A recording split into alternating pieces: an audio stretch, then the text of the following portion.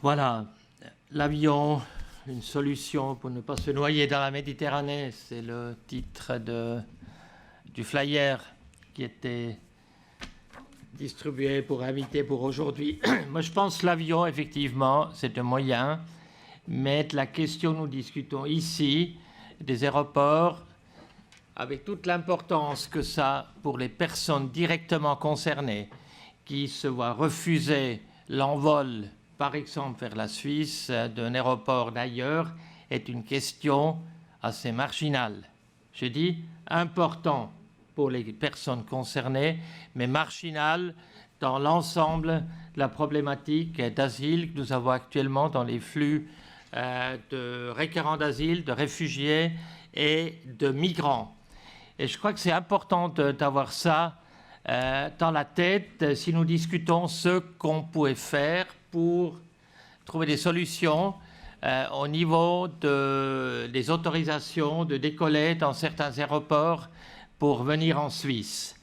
Et M. Jäger nous a brossé un tableau assez complet ce matin de la situation au niveau des réfugiés et aussi de migration dans le monde. Et c'est vrai, c'est ça qu'on doit avoir en face. Il faut regarder toute la question de la politique d'accueil en Europe, aussi en Suisse, d'accueil de réfugiés. Il faut voir de l'autre côté la mobilisation.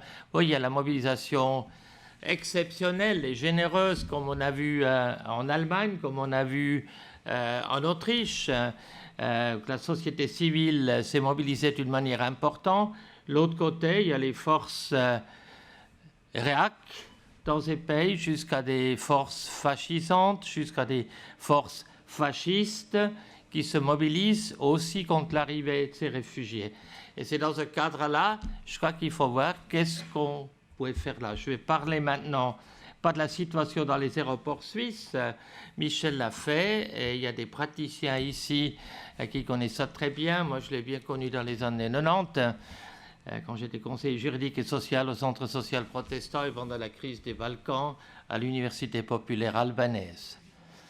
Si on veut changer quelque chose, je crois qu'il faut aussi voir, il faut une position très claire. Il est normal qu'il y ait des contrôles pour des gens qui vont arriver en Suisse. Il est justifié qu'il y ait des contrôles de savoir qui sont ces personnes, y compris faire le tri entre des réfugiés, entre des migrants, entre des criminels. Il y en a aussi. Hein. On me dit souvent que je suis angélique. Je ne suis pas angélique, ou je suis angélique parce qu'il y en a qui sont diaboliques.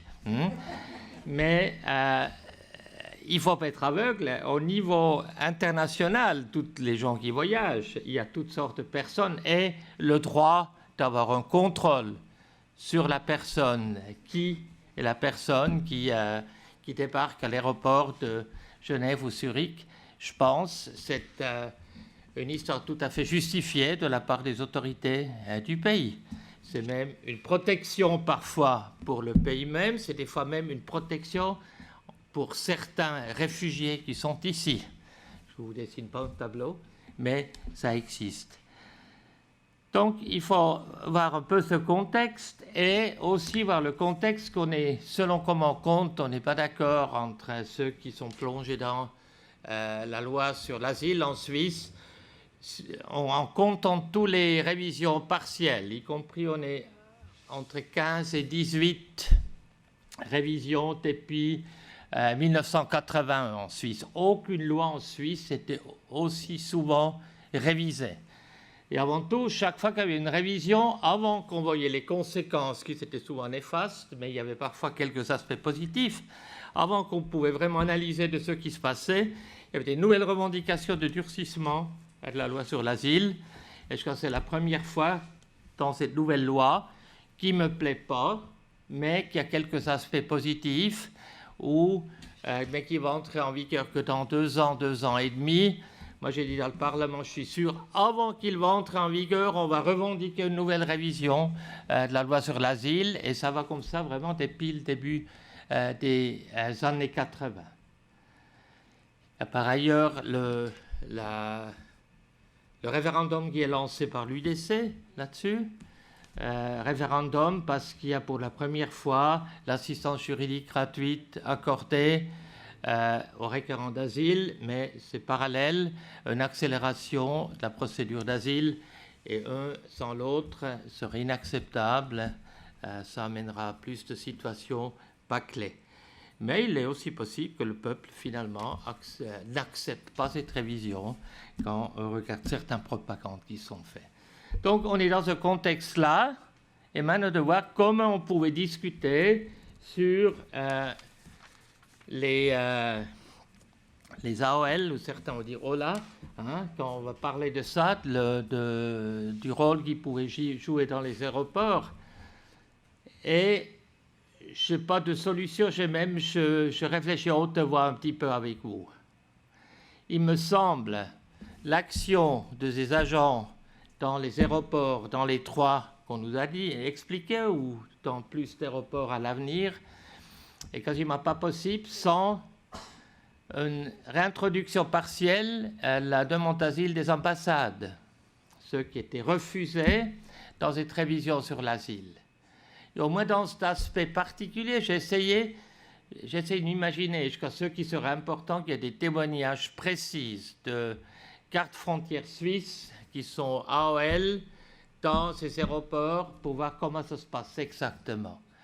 Moi, j'aimerais quand même savoir quel contact qu'il y a avec la police de frontière du pays en question.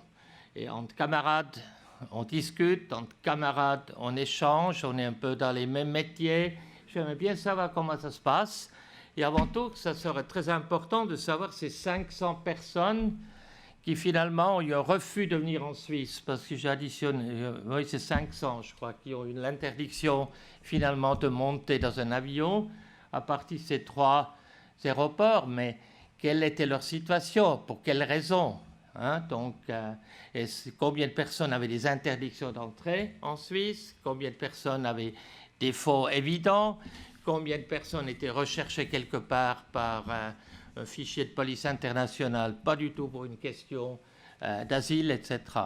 On doit pouvoir analyser ça un peu plus et d'avoir plus de biscuits, comme on dit, si on veut un changement de pratique pour les Suisses qui font ça. Parce que changement de pratique ne devrait pas passer par une modification de la loi, comme c'était expliqué, parce que ce ne sont que des directives, je crois, et des directives, des consignes qui sont données par la direction des douanes ou du corps des gardes frontières. Donc, en principe, s'il y a une volonté politique et si l'adhésion d'une majorité de la population, parce que tout se termine par des référendums chez nous, à certains moments, était d'accord, il pouvait être relativement facile, je crois, que quelqu'un qui se présente à l'aéroport, qui est face à Pristina Air ou Swissair ou toutes ces entreprises de transport qui sont là-bas, il dit, bon, il y a un problème de papier, hein, donc c'est évident que c'est un faux, c'est un passeport qui est bricolé, c'est un faux, ça ne peut pas jouer, d'avoir l'interlocuteur qui lui dit, mais votre passeport, ça ne joue pas, il y a un problème. Et c'est à ce moment-là, la personne doit pouvoir dire, mais j'ai des problèmes dans mon pays, je cherche protection en Suisse parce qu'il y a déjà mon cousin ou mon frère ou ma belle-sœur ou je ne sais pas qui est là-bas. Et à partir de là, finalement, c'est l'ambassade qui doit pouvoir intervenir. Il faut quelque part ce contact entre cet agent qui est là et les autorités suisses. En principe, ça se passe par l'ambassade ou ça peut être aussi le fil direct avec le secrétariat d'État, migration. Ou encore mieux, en fait, il devra avoir le HCR ou une ONG qualifiée sur place qui pourrait être l'intermédiaire pour faire ça, pour accélérer que cette personne reçoit finalement un laissez-passer ou un papier provisoire quelconque pour débarquer en Suisse. Donc, il y a, au niveau de ces collaborations-là, il y a des choses qui devraient se passer. Et pour que ça puisse avancer, ça devrait être une histoire assez solide, avec aussi la reconnaissance que ces entrées, c'est important. Il est justifié que la Suisse contrôle ses entrées, vu que la législation est comme ça. Je suis pour la libre circulation, en principe, de partout et pas seulement au niveau européen. Mais actuellement, si on veut une amélioration pour ces personnes qui ne peuvent pas prendre l'avion dans les aéroports, il y aurait quand même d'abord cette reconnaissance, ce droit, mais après une exigence d'un traitement de qualité de ces situations-là pour effectivement des personnes qui ont des raisons de demander protection en Suisse puissent venir, bien que l'approfondissement de la situation sur des motifs d'asile, etc., se fera en Suisse, ou par ailleurs la Suisse a toujours la possibilité de renvoyer cette personne dans le pays d'origine. Je ne dis pas qu'il faut le faire, mais je dis que c'est un argument quand même. Mais de donner cette autorisation finalement de monter dans l'avion pour débarquer en Suisse et de ne pas être à la sortie de la porte de l'avion refusé, devrait être organisé d'une manière différente. Et l'autre chose qui est quand même, ça c'est pour des personnes, à part ça aussi, principalement, en fait ces gens ils débarquent par accident. Ils ont essayé d'une manière ou d'une autre obtenir une possibilité de venir en Suisse. À un moment donné, ils trouvent, s'il s'agit effectivement de gens qui ont des faux papiers, par exemple, parce que vous pouvez seulement avec des faux papiers bien faits, vraiment bien faits, vous pouvez monter dans un avion, dans des aéroports, ou avec la complicité militante bien faite, ou par la corruption importante aussi bien faite. C'est en fait que ces possibilités-là qui vous permettent de montrer dans ces trois aéroports qu'on a vus là. Donc, si on voudrait amorcer quelque chose au niveau du Parlement, et qui maintenant on va peut-être faire, après s'il est dans ces commissions à Berne, et même s'il n'est pas dans ces commissions-là, il peut le faire par des interventions parlementaires. Ça ne pouvait pas être sur le principe, tout simplement. Ce n'est pas sur le principe, ça doit être très précis dans quel genre de situation on doit aujourd'hui avoir la possibilité de monter dans un avion pour venir en Suisse, pour déposer une demande d'asile, donc autoriser monter dans cet avion. Mais les choses qui me semblent quand même beaucoup plus importantes, même, comme j'ai dit, pour la personne qui est à l'aéroport, c'est extrêmement important, et ceux qui l'attendent peut-être en Suisse, c'est aussi important.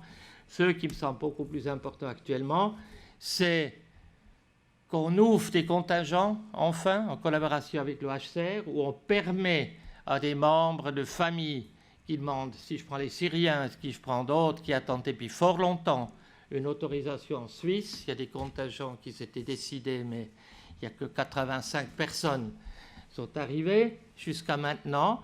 Et là, c'est le plus rapide, en fait, c'est le HCR qui est en contact pour la famille, donc la grand-maman et les deux sœurs avec les 3 enfants pour venir en Suisse, et ça devrait se faire le plus rapidement possible aussi.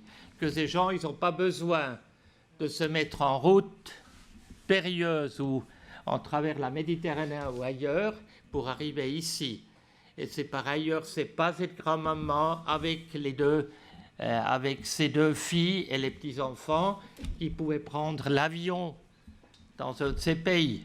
Parce que d'avoir autant de papiers, même bien faits, ou autant de complicité pour qu'une famille puisse monter dans un avion pour débarquer ici, je ne l'ai encore jamais vu.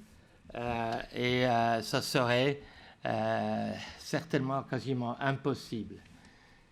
Il est vrai, actuellement, les seules personnes qui sont ces papiers, les faux papiers bien faits, sans une complicité ou la corruption importante qui leur permet de monter dans l'avion, vous avez malheureusement que ces quelques cas vraiment malheureux des migrants, des réfugiés qui se sont mis dans les soutes des avions, et on a vu les quelques drames des jeunes souvent qui sont arrivés dans des aéroports ici ou aux États-Unis aussi tout simplement, morts pendant ce vol. Donc, je n'ai pas de solution, je sais seulement ce qu'on ne devrait pas faire, quelques pistes peut-être que ce qu'on pouvait faire dans le contexte actuel. Je pense la revendication d'obtenir dans les aéroports par nos AOL cette fonction qui puisse autoriser, après examen de documents, de monter dans les avions, me semble très très difficile et réalisable dans ce contexte actuel, quand on a déjà énormément de difficultés dans des choses qui sont évidentes pour tout le monde, d'avoir plus d'ouverture et une action. Mais ce n'est pas une raison de ne pas explorer ces pistes-là et de ne pas s'engager pour l'obtenir. Je dis tout simplement, c'est compliqué. Quand c'est compliqué, il ne faut pas décourager les gens, il faut les encourager de surmonter cela. Mais c'est vrai, ce matin, on a vu, M. Jäger a dit, ces palissades et les murs qu'on construit autour de l'Europe, c'est très difficile de les surmonter, mais il y en a qui arrivent, avec beaucoup de créativité finalement et beaucoup de courage. Monter dans un avion, dans des aéroports aussi sécurisés, aussi de débarquer ici dans un aéroport aussi sécurisé, est extrêmement difficile sans autorisation et, entre autres, c'est aussi une suite, vous savez tous, du 11 septembre 2001. Je m'arrête là et je me réjouis d'échanger avec vous. Si vous permettez, je voudrais juste apporter un complément. Au point de vue sécurité des gens, des passagers qui seraient autorisés à venir en Suisse et en Europe depuis les aéroports. Il faut savoir que justement ces fameux Airline Liaison Officers ont la possibilité d'ailleurs il l'a dit très clairement, d'aller dans les fichiers Eurodac et Eurosur, d'accord, mais ils ont la possibilité aussi d'empêcher les personnes d'embarquer si elles présentent un danger. Et je pense que ceci, donc au départ, ceci me paraît assez important parce que, par exemple, les gens qui débarquent à Lampedusa et qui ensuite disparaissent, combien aurait-il là-dedans d'éventuels terroristes? Quel contrôle on aura fait? Ici, on peut faire un contrôle préalable. Simplement, d'ailleurs, il l'a sous-entendu lui-même. Il a dit, quand il dit il y a peut-être des gens qui sont fichés comme terroristes, donc évidemment, on ne les embarque pas. Donc, très clairement, il y a la possibilité aux aéroports de départ de faire ce tri, d'accord, même d'auditionner d'ailleurs un peu la personne sommairement, si tout d'un coup on s'aperçoit que quelqu'un tout d'un coup dit « moi je suis un musulman convaincu, vous habitez dans quelle rue ?» Ben, j'habite dans telle rue, et puis vous savez où se trouve la mosquée, puis il se trouve exactement dans la rue, on dira peut-être qu'il y a quelque chose qui ne marche pas. D'accord? Donc voilà. Donc il est possible de faire quelques contrôles, mais il y a aussi la possibilité d'empêcher les gens de venir.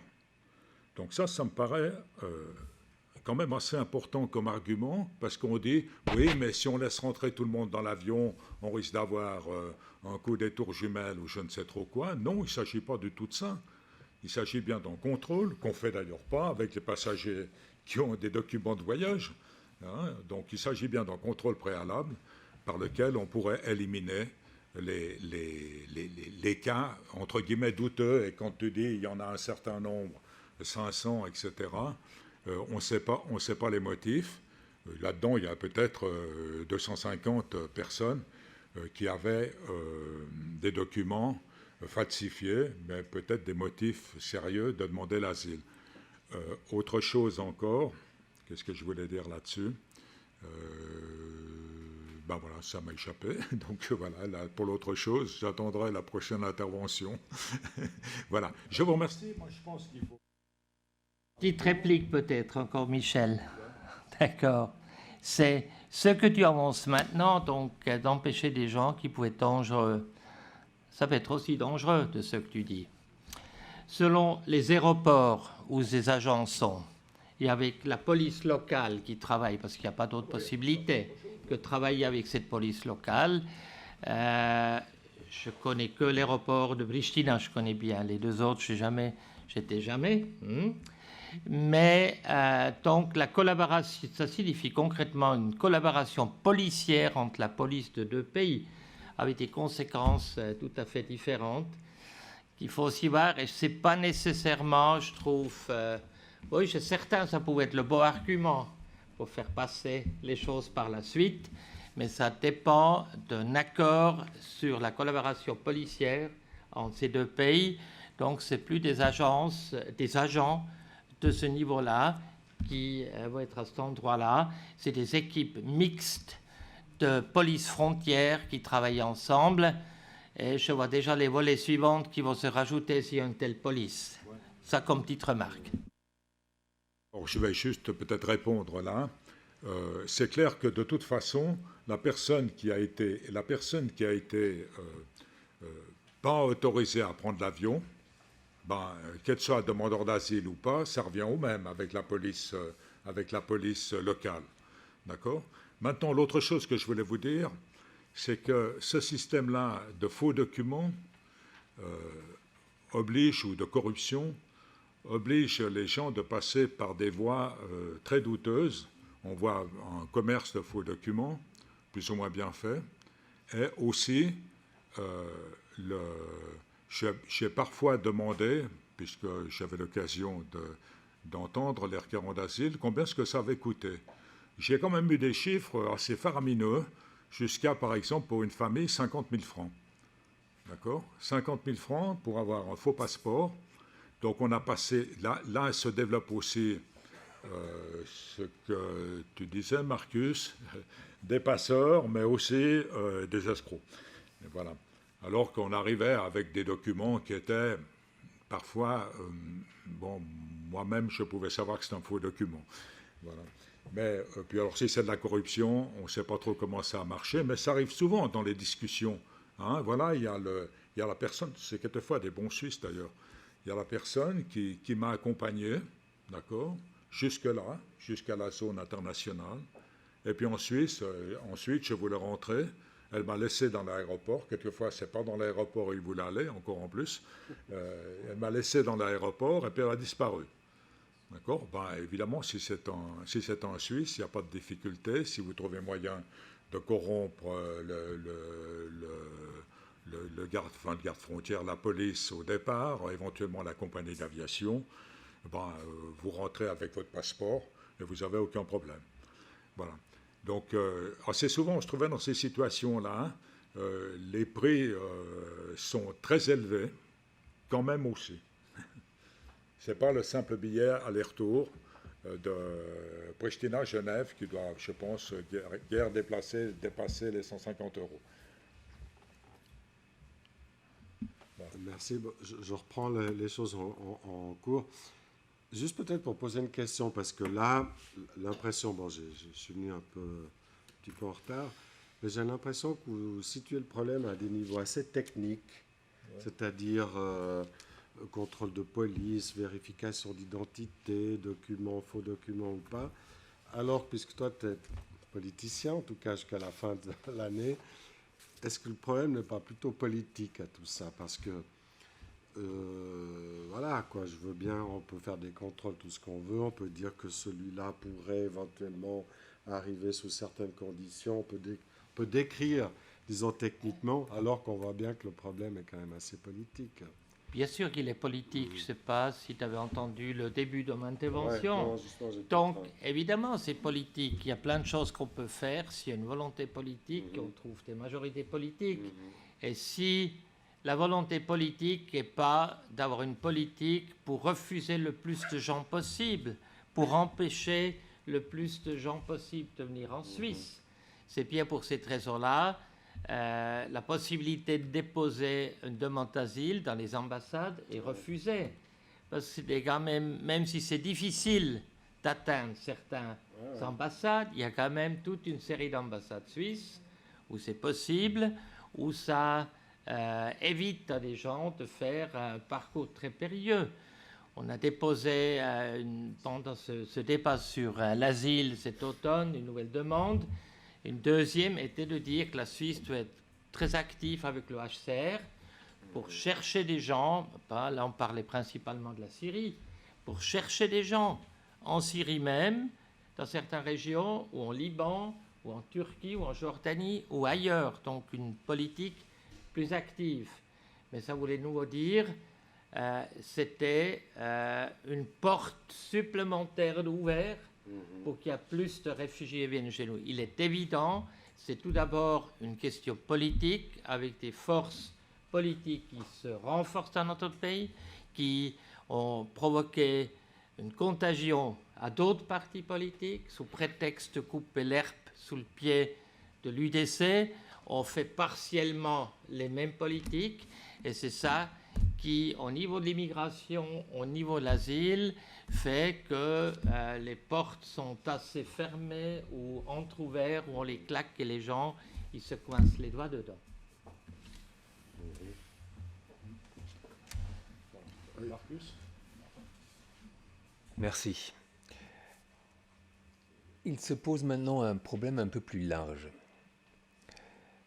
Si on faisait ce que nous préconisons tous, à savoir ouvrir les voies légales et réellement accessibles pour les gens qui en ont besoin ou qui veulent le faire valoir, de faire des demandes d'asile depuis l'étranger. Ces demandes d'asile risquent de ne pas être réparties d'une manière jouable entre les États membres de l'espace Schengen. En Suisse, les gens peuvent estimer qu'ils ont des chances de pouvoir, que c'est un pays très attirant, qu'on peut y vivre même si on ne parle que l'anglais, éventuellement trouver du travail ou allemand, etc. Donc d'un point de vue linguistique aussi, c'est un pays beaucoup plus attirant. Il y a d'autres pays qui ne le sont pas. Comment est-ce qu'on va faire ça ? Est-ce qu'il n'y a pas vraiment un risque que tous les gens qui veulent se sauver en zone Schengen vont prioritairement demander l'asile en Allemagne, en Suisse et ailleurs ? Donc il n'y a pas de ventilation, c'est ça mon point, des demandes d'asile entre les membres de l'espace Schengen. Idéalement, et pas mal de gens l'ont déjà dit, on aurait des points communs, des procédures communes. Donc on ne demanderait pas l'asile à la Suisse ou à l'Allemagne ou à la Suède, mais on demanderait l'asile à l'espace Schengen. Et cela sonne bien, mais pose des problèmes. Dans quelle mesure est-ce qu'on peut disposer des gens ? L'idée de la répartition, des relocations, comme ils disent ça en anglais, relocations, j'ai oublié maintenant comment dire en français, de la répartition des demandeurs d'asile dans les États de l'espace Schengen, de l'Union européenne, est une idée qui, selon pas mal d'experts, ne fonctionnera pas. Les gens qui ont, évidemment, les gens qui ont de la famille dans un pays auraient une priorité pour rejoindre cette famille. Mais il y a plein d'autres facteurs, non seulement la langue, mais plein d'autres facteurs qui peuvent jouer. Donc imaginons, en plus il y a la libre circulation, comment ça peut fonctionner si on dit les Danois prennent temps, les Hongrois prennent temps, et si on trouve personne qui veut aller en Hongrie vraiment ? Je ne sais pas, je dis ça très, très ouvertement et très simplement. Donc j'ai bien peur il faudrait de toute manière, c'est un peu comme la lutte contre la corruption, il faut avancer de manière commune. La Suisse ne peut pas être le seul pays qui ouvre ses possibilités de demande d'asile à l'étranger. Elle doit le faire réellement en concert avec les autres. Tout le monde doit ouvrir en même temps, c'est le minimum absolu, ces possibilités. Sinon, ceux qui le font les premiers seront terriblement désavantagés en matière de devoir prendre des gens peut-être en quantité qui dépasse leurs possibilités. Qu'est-ce que vous en pensez ? Maintenant, là pour l'aéroport, Et il s'agit quand même pour moi encore des situations exceptionnelles. Là, c'était quelques centaines. Il y a peut-être, si on était plus large pour examiner, des gens qui, pour des raisons précises, veulent venir en Suisse. Il y aura peut-être 1000, il y aura peut-être 2000, j'en sais rien. D'accord? Donc, ça, c'est une chose. Pour ça, je dis aussi, l'aéroport, individuellement, les gens puissent s'adresser à l'aéroport pour venir ici. Pour moi, ce n'est pas une piste. Mais il ne faut pas empêcher ceux qui le font et qui ont des raisons de le faire actuellement. Il faut trouver une solution. Je ne sais pas laquelle exactement. Après la répartition, moi je trouve comme important que les contingents du HCR, donc là on devrait être beaucoup plus actif au niveau européen, aussi au niveau suisse. Et sur la répartition, c'est vrai, les gens, une partie des gens, ils ont envie d'aller à un endroit précis. Et ils ont envie d'aller là où il y a de la famille. On a vécu ça d'une manière très très forte dans les années 90 chez nous. Pourquoi il y a autant de Kosovars ou de Bosniaques qu'avant qui sont venus en Suisse? C'est parce qu'on a une tradition de l'immigration découlant d'un accord bilatéral entre la Suisse et la Yougoslavie en 1963, avec une longue histoire d'immigration implantés ici, et les gens, ils vont là où ils ont un membre de la famille ou une connaissance ou au moins un villageois. D'accord? Et après se rajoutent les conditions de vie et les conditions d'accueil dans le pays. Et on voit maintenant, donc c'est beaucoup les pays nordiques et l'Allemagne. En ce qui concerne les Syriens, il y en a qui nous prédisent ils vont avoir un peu plus chez nous. Mais c'est vrai, et vous l'avez dit vous ce matin, je crois aussi, les gens, ils n'ont pas envie d'aller en Hongrie. Donc aujourd'hui, peut-être en disant, si la Hongrie n'a pas viré au fascisme ouvert, c'est peut-être différent, mais je comprends, les gens ne veulent pas aller dans certains pays. On voit même en Suisse régulièrement, nous avons un système de répartition comme il est demandé pour l'Europe, en fait, sur prorata de la population. Genève représente 5,3% de la population suisse. Le canton doit prendre 5,3% des requérants d'asile. On le fait d'une manière un peu comment dire, technocratique, non, même dissuasive. C'était aussi les années 90. C'est Kosovars qui avait la famille ici, quand il avait un oncle à Zurich, on l'envoyait à Genève et vice-versa. Et les gens, au bout d'un moment, ils ne restaient pas dans leur canton. Actuellement, on a eu ça avec les Maghrébins. Donc des Tunisiens, quand ils sont venus, on les envoie en Suisse orientale, où on parle suisse-allemand, des gars qui parlaient le français et qui avaient quelques attaches, pas de la famille, ici en Suisse romande. Au bout de quelques jours ou quelques semaines, ils avaient disparu dans cette région-là. Et c'est vrai, dans une répartition européenne, quand les gens parlent de ça, je pense tout de suite à ces exemples. Il y a les gens ne vont pas nécessairement rester en Pologne ou en Lettonie ou je ne sais pas d'où. Ils vont essayer d'aller ailleurs. C'est un énorme problème. Moi, je n'ai pas de solution, mais il faut travailler à trouver, certainement en impliquant les communautés concernées. Parce que s'il y a une communauté qu'on soutient au niveau de son organisation dans un pays, qui peut jouer un rôle important comme intermédiaire pour l'intégration, pour le soutien des compatriotes qui sont là, avec l'aide étatique ou locale et des ONG, ça se présenterait déjà un tout petit peu différemment.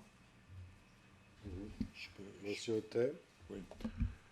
Je voulais juste donner un chiffre, puisque je suis un type qui aime bien les chiffres.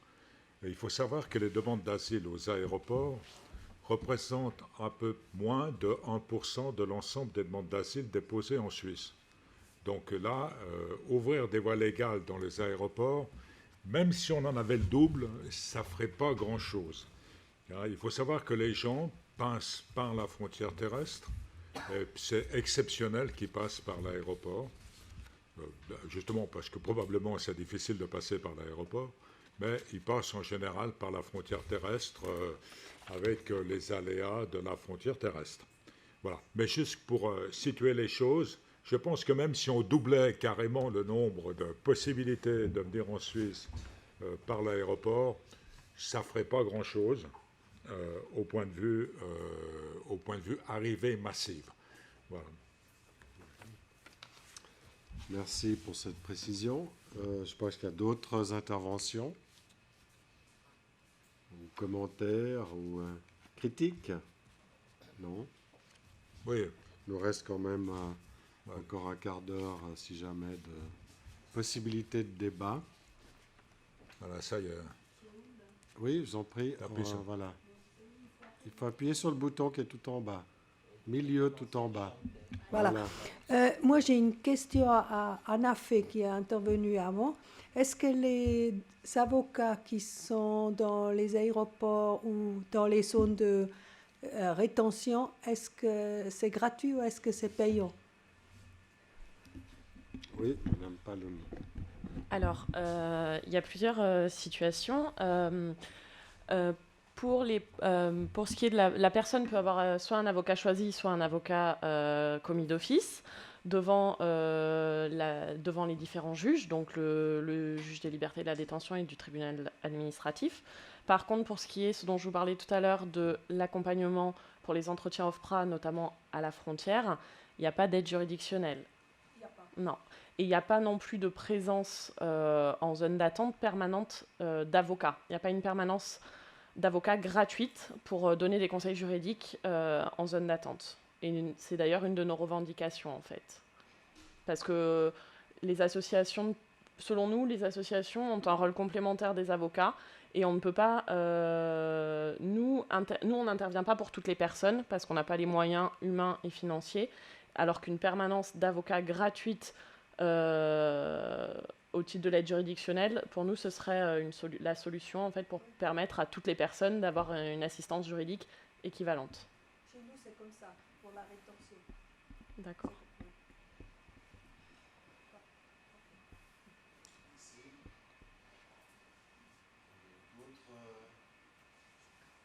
D'autres questions? Non? Pas de commentaires? Vous lire? Qu'est-ce que tu vas faire après? Alors, tu vas t'occuper de... Il cherche un travail. Voilà. Non, ça, je n'ai pas de souci, mais non, comme tu as toujours été très impliqué, tu vas continuer, notamment justement dans cette problématique des migrants, etc. Ça nous intéresse de voir comment tu vois non seulement ton avenir, mais celui de cette problématique. J'ai dit à quelqu'un en mangeant, oui, c'est vrai, ça fait depuis l'âge de 16 ans. Je suis engagé au niveau de la défense de l'immigration. C'était pour les Suisses et les initiatives Schwarzenbach à l'époque. Des initiatives qui voulaient limiter la population étrangère en Suisse à 11%. Et depuis, en fait, il y a toujours eu des vagues. Je me connais un petit peu, donc je pense que je vais continuer d'être engagé sur les problématiques de l'immigration et de l'asile. Ce qui me préoccupe beaucoup actuellement, c'est la radicalisation gauchisante, et je le dis comme ancien gauchiste. Je suis resté un homme de gauche, je suis vert, un homme de gauche profondément, mais la radicalisation gauchisante du mouvement de solidarité et de soutien avec les migrants et les requérants d'asile est pour moi une grande préoccupation.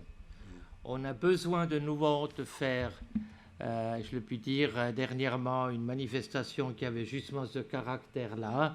Il ne faut pas seulement que le peuple de gauche, j'ai dit rose, rouge, vert, arc-en-ciel, très large, se mobilise, ce qui n'est absolument pas le cas actuellement. Il faut que le monde humaniste de Genève et de Suisse se mobilise de nouveau. Pour ça, il faut créer des conditions qui permettent à ces forces-là de réintégrer ce mouvement, et qu'il y a aussi à nouveau des choses qui se passent dans les partis du centre et de droite qui ne sont pas xénophobes, que des gens prennent nouveau du courage aussi dans ces partis-là et qui participent. Et c'est vrai, l'autre samedi, je me suis engueulé avec des gens parce qu'ils engueulaient des politiciens du centre qui sont venus à une manifestation de solidarité. En les traitant d'électoralistes, j'ai dit arrêtez. Et c'est pas, je suis dans le contexte genevois maintenant, c'est pas en traversant Genève, en chantant l'international et une seule solution, la révolution, qu'on va défendre, parce que c'était une manifestation de soutien, de solidarité pour les migrants, pour les réfugiés, pour une plus grande ouverture ici. Et il faut nouveau construire ce mouvement-là, comme on a eu dans les années 90 à Genève, pour ceux qui ne sont pas genevois, ou 80... Non, qu'est-ce que je dis je me suis trompé, oui. 97, on a, depuis Genève, et par la suite, depuis le canton de Vaud, on a pu empêcher toute expulsion vers l'ancienne Yougoslavie, et le Kosovo en particulier, un large mouvement. Et je me rappelle d'une manifestation, en même temps à Zurich, il y avait des affiches Kosovo Albaner Nein, Albanais du Kosovo non, référendum contre 50 000 francs pour soutenir des parrainages de familles kosovares. À Genève, il y avait plusieurs milliers de personnes sous une banderole Genève-Pristina, solidarité avec des représentants de tous les partis politiques, en tête la manifestation, avec les milieux d'église, les syndicats, etc., etc. On ne va pas le créer en un jour, mais il faut nous travailler un élargissement. Et évidemment, le durcissement d'un côté fait aussi, et je comprends, je pense à toute une série de personnes que je connais, crée aussi un durcissement à l'autre côté, mais il faut voir, c'est pas avec ce durcissement-là, on n'arrivera ni de changer la législation en vigueur actuellement, ni la pratique de nos autorités. Et parfois, il y a un espace encore pour obtenir des autorités une série de choses qui vont plus loin que la stricte application de la loi. Mais dans la confrontation directe actuellement, on est perdant, et avant tout les migrants concernés et les requérants d'asile sont perdants. Voilà, j'étais un peu long, mais je vous transmets là mes préoccupations que j'ai. Très bien. Écoutez, ce sera une belle conclusion en tout cas. Ouais. Monsieur Jäger, vous souhaitez... Oui, je dois dire que je suis personnellement extrêmement sensible à ce que vous venez de dire et je trouve que ce sont des mots sages. Il faut un peu de sagesse dans tout cela et je trouve que c'est très très important ce que vous venez de dire. Et je voudrais bien ajouter un aspect dont on n'a pas parlé jusqu'alors et que je voulais ajouter ce matin à mon petit exposé à la fin. C'est l'aspect esthétique. Non pas éthique, mais esthétique. Je suis surpris que les gens, et là je parle des pays dans lesquels je vis en France, il y a une surenchère de mots de haine et de rejet, mais de la part de beaucoup de politiciens, de tous les camps. Certains le disent plus ou moins clairement, mais les gens se surpassent par la méfiance, le rejet, le manque de générosité. Ils sont laids. C'est laid. Il y a une véritable dimension esthétique dans ce qui se passe. Et je crois qu'autour de la beauté du geste, on peut rassembler les gens. Lorsqu'on a vu cet élan, excusez-moi le mot, d'un tout petit peu exagéré, ou par certains disent même ridicule, de la part des Allemands qui soudainement se sont mis à applaudir dans tous les côtés, de tous les bords, de beaucoup de bords politiques, on va dire. Mais la possibilité de rassembler des gens devant les mots de générosité devrait exister. La mesquinerie ne devrait pas être un mot, le rejet, la mesquinerie, les mots laids, l'agressivité, ça ne devrait pas être quelque chose qui se vend aussi facilement. Et la peur. Je crois qu'il y a un discours à tenir. Il faut dire que si vous ne pouvez pas accepter les étrangers, c'est que vous êtes faible. Vous avez peur. Vous n'êtes pas des gens forts. C'est pas. Je crois qu'il faut démolir ce discours-là et il faut parler du côté esthétique. Et du côté. Et je ne parle pas de morale, là, je parle d'esthétique. Et ça devrait marcher. Et vous avez parfaitement raison que personne ne doit s'arroger le monopole de la générosité, de la beauté du geste, parce que ça ne sert pas la cause. Voilà, une autre belle conclusion, j'imagine, à notre rendez-vous, n'est-ce pas, M. Hotet ? Voilà, très bien. Merci. Écoutez, s'il n'y a pas d'autres interventions, on arrive gentiment, effectivement, au bout de cette journée. Je tiens encore à remercier les organisateurs, toutes les personnes d'Exodus Dignity Network, son président, M. Michel Hotet, effectivement, pour le travail conséquent qui a été réalisé aujourd'hui en invitant, en organisant ces panels, etc. Je sais pour avoir assisté à la genèse de vos travaux que ce n'était pas facile. Et en tout cas, bravo. Bravo pour l'avoir fait. Puis alors, demain, vous avez votre assemblée. Et puis, alors, on se retrouve samedi matin. J'espère que vous aurez le courage de nous rejoindre. Samedi matin à 10h pour la suite des débats. Alors, bonne fin d'après-midi et merci encore à toutes et à tous.